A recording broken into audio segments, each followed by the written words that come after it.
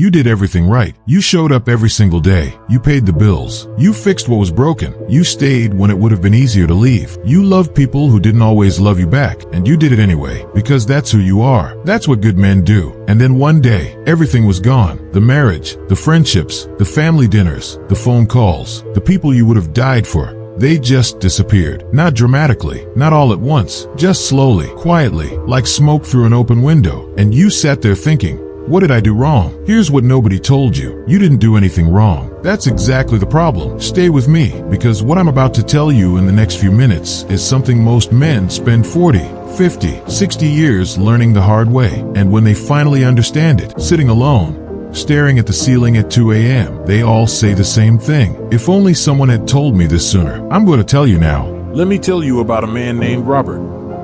Robert was the kind of man every community needs, but nobody truly appreciates. He was the first one at work in the morning and the last one to leave. When a colleague needed help, Robert stayed late. When a friend needed money, Robert opened his wallet without asking when he'd get it back. When his marriage started showing cracks, Robert worked harder, longer hours, more gifts, more patience, more love. Robert believed something deeply, fundamentally, in his bones. He believed that if you give enough, if you love enough, people will love you back the same way. For 23 years, Robert lived by this belief. And then his company downsized. And then his wife asked for a divorce. And then his phone got very, very quiet. The colleagues he'd helped? Busy. The friends he'd lent money to? Unavailable. The family members he'd supported for years? Suddenly they had opinions about what went wrong in his marriage, and somehow, it was all Robert's fault.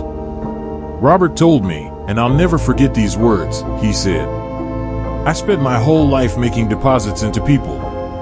And the moment I needed a withdrawal, the accounts were empty. Now here's where most people would tell you Robert's story is sad. A cautionary tale. A tragedy. But I want to tell you something different. Robert's story is not a tragedy. It's a lesson.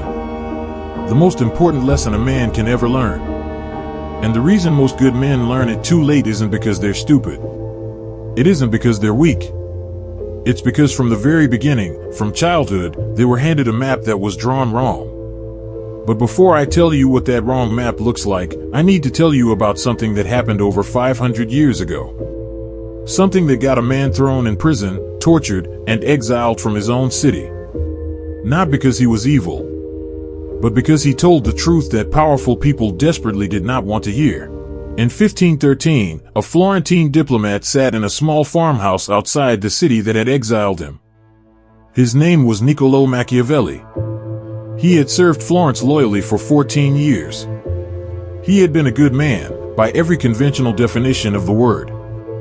Dedicated, hardworking, faithful to his city. And they tortured him anyway. Stripped him of everything he had built.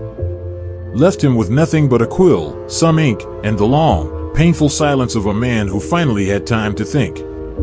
So he wrote. And what he wrote disturbed people so deeply that his name, 500 years later, is still used as a synonym for evil. But here's what almost nobody tells you about Machiavelli. He wasn't writing evil. He was writing truth. Machiavelli looked at human behavior, not as he wished it was, not as priests and poets described it, but as it actually, demonstrably, repeatedly was.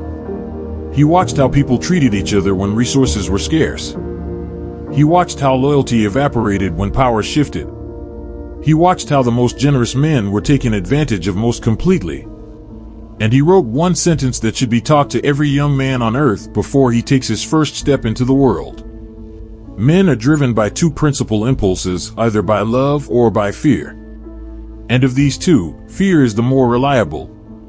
Now before you switch off, before you tell yourself this is too dark, too cynical, too cold, I want to ask you something. Has anyone ever left you when you needed them most? Has anyone ever taken what you offered and disappeared? Has anyone ever told you they loved you, and then proved, through their actions, that what they actually loved was what you provided? If the answer is yes, then Machiavelli wasn't being cynical. He was being accurate. And here's the part that will genuinely change the way you see every relationship you have ever had or ever will have. Stop. I want you to think of the three people you love most in this world. Not in the abstract. Specific people. Picture their faces. Now I want you to do something uncomfortable. Ask yourself this question, and be honest, genuinely honest. Would these people still be in your life if you had nothing to offer them? No money. No status. No emotional support. No usefulness of any kind. Would they still call? Would they still show up? Most people, when they sit with that question long enough, feel a very specific kind of cold settle in their chest. Because the honest answer, for most of the relationships in most people's lives, is no. And here's what that means. It doesn't mean the people in your life are monsters. It doesn't mean love doesn't exist. It means something much more important, much more actionable, and ultimately much more freeing than either of those things. It means that almost all human relationships operate on a principle that economists call exchange theory and that Machiavelli called common sense. People, all people, including you, including me, are drawn toward relationships that give them something. Safety, status, pleasure, comfort, growth, stimulation. These are the currencies of human connection. And when the currency stops flowing, most connections quietly dissolve. This is not a moral failing. This is biology. This is 500,000 years of survival wiring, sitting inside a 3-pound organ behind your eyes, quietly running every social calculation you make without telling you it's doing so. The problem is not that people are transactional. The problem is that good men are never told this, and so they operate with a completely different set of assumptions. They give unconditionally, expecting others to do the same. They sacrifice expecting sacrifice in return. They love without conditions, expecting love without conditions back. And the world, the actual, real, biological, Machiavellian world, does not work that way. So good men keep getting blindsided. Over and over and over again. Until it costs them everything. But here's what I haven't told you yet. Here's the part of this story that changes everything. Because there were men, throughout history, who understood this truth completely. Who saw human nature clearly, without illusion. And instead of becoming bitter, instead of becoming cold, instead of closing themselves off from the world, they used this knowledge to build something extraordinary. What did they do differently? Stay with me. Around the same time that Machiavelli was sitting in his farmhouse writing about power and human nature, there was a body of ancient wisdom experiencing a quiet rediscovery across Europe. The philosophy of the Stoic, Marcus Aurelius, Epictetus, Seneca. These were men who understood human nature every bit as clearly as Machiavelli did. They had no illusions about what people were capable of. Marcus Aurelius ran an empire and watched men lie, scheme, betray, and manipulate at the very highest levels of civilization every single day of his life. And yet, Marcus Aurelius did not become bitter. Epictetus, a man who had literally been a slave, who had known exploitation at its most complete and brutal, did not become cold. Seneca, who was eventually ordered to kill himself by the emperor he had served loyally for years, did not spend his final hours in resentment. Why? Because these men understood something that Machiavelli observed but never fully resolved. Yes, people are driven by self-interest. Yes, most relationships are conditional. Yes, the world does not reward goodness automatically or reliably. All of that is true. But here is what the Stoics added, and this is the piece that changes everything. You cannot control what other people value. You cannot control what they choose. You cannot control whether they stay or leave, whether they're loyal or treacherous, whether they love you for who you are or for what you provide. The only thing you can control is yourself, your value, your standard, your boundary, the conditions under which you allow people access to your time, your energy, your love. This is not coldness. This is not cynicism. This is the highest form of self-respect a man can practice. Marcus Aurelius put it this way,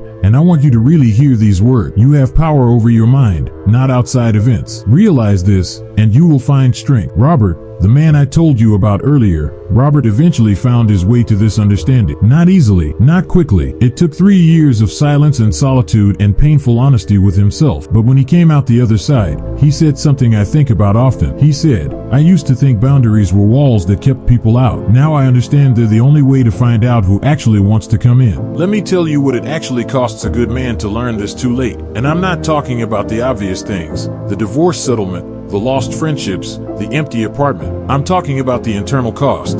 The cost that doesn't show up on any balance sheet. Good men who learn this too late spend years, sometimes decades, in a specific kind of confusion that is one of the loneliest experiences a human being can have. They know something is wrong. They can feel it, in the way conversations go quiet when they mention needing help, in the way certain people only call when they want something, in the way their most loyal, consistent, tireless efforts seem to generate less respect than other men who appear to try half as hard. They feel it, but they don't have language for it. And without language for something, you cannot address it. So instead they do what good men do. They try harder. They give more. They become more available, more useful, more accommodating. Not because they're weak, but because they were taught that this is what love looks like. This is what commitment looks like. This is what being a good man means. And every time they increase the giving, every time they sacrifice more of themselves, they inadvertently teach the people around them something devastating. That their time has no value, that their presence can be taken for granted, that there are no consequences for taking and taking and taking. Machiavelli understood this perfectly. He wrote that a prince who is seen as too generous will eventually be despised, not because people don't enjoy receiving, but because human psychology is wired to value scarcity. What is freely available is not treasured. What requires effort, what has conditions, what can be lost, that is what commands genuine respect. This is not a pleasant truth, but it is an accurate one. And accurate truths, even painful ones, are the only foundation on which a real life can be built. Now I want to tell you about the specific moment, the exact turning point, when everything changes for a good man. When he stops paying the price and starts changing the game. Because there is a moment. And when it comes, it doesn't look the way you'd expect. So what does this actually look like in practice? Because philosophy without application is just poetry. Beautiful, perhaps, but useless when you're sitting across from someone who has spent years treating your kindness as a resource to be extracted. Here's what the men who navigate this well actually do differently. The first thing is this: they stop confusing availability with love. Good men are almost universally overavailable. They respond to every message immediately. They rearrange their schedules for anyone who asks. They are always there, and paradoxically, this makes them less valued, not more. The Stoics had a concept for this, sympathia, the idea that everything in the universe is connected. But connection does not mean dissolving yourself into another person. The tree that bends in every wind does not grow strong. Start being honestly, genuinely unavailable sometimes. Not as a game. Not as manipulation. But because you have a life, a real, full, valuable life, that does not pause every time someone wants something from you. The second thing, they audit their relationships with honesty. Not with anger. Not with suspicion. But with the same clear eyes that Machiavelli turned on the courts of Florence. Ask yourself, for each significant relationship in your life, is this exchange balanced? Not perfectly balanced, not transactionally calculated to the penny, but broadly, over time, does this person give as well as take? Do they show up when it costs them something? The relationships that pass this test, protect them with everything you have. The relationships that don't, reduce your investment.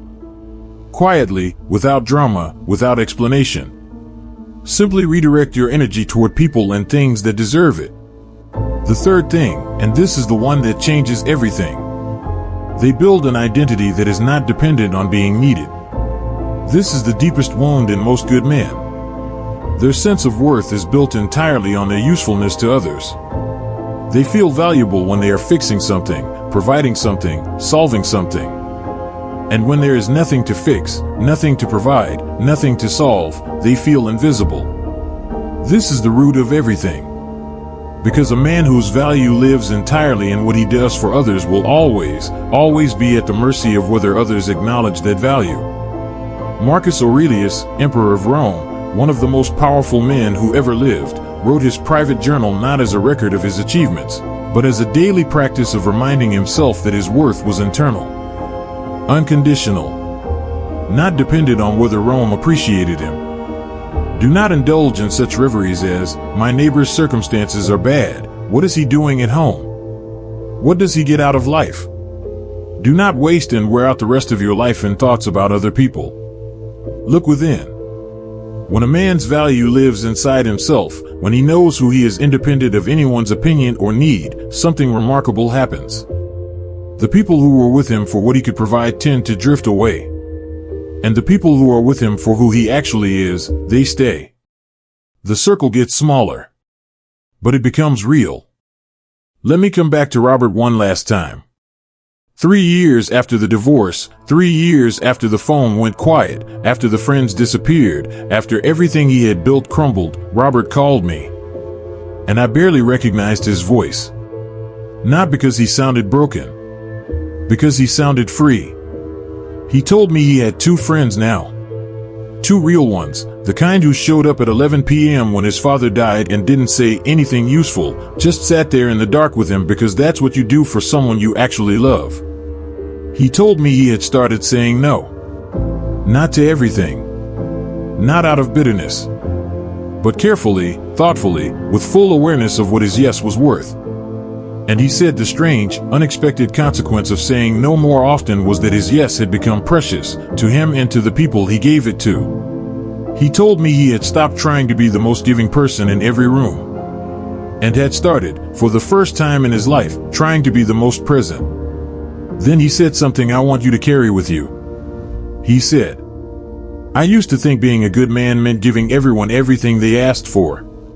Now I understand, being a good man means knowing what you're worth, protecting it, and giving it only to people who understand its value.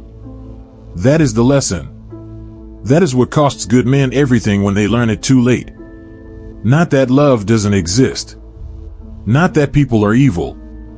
Not that the world is cold and you should be colder. The lesson is this. Your goodness is not infinite. Your time is not renewable. Your energy, your loyalty, your love, these are finite and precious resources. And like any precious resource, they must be stewarded with wisdom, not scattered with desperation. Machiavelli saw the dark truth of human nature.